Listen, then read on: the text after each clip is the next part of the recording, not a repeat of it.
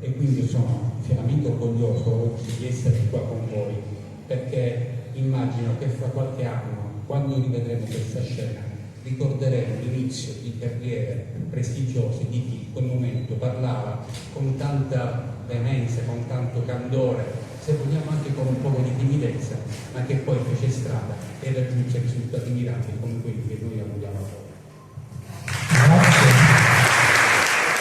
Oggi c'è stata la giornata dei centisti, Sindaco, io la volevo ringraziare per la sua presenza e per dimostrare la vicinanza di tutta l'amministrazione e della città nel nostro liceo. Se tutti parte di una comunità, allora diventa quello il momento propizio per comprendere tutti che abbiamo un unico obiettivo, che è il miglioramento di questa città. E là, per eseguire questo scopo, per compiere questo ambito progetto, non bisogna essere sindaci, basta essere cittadini.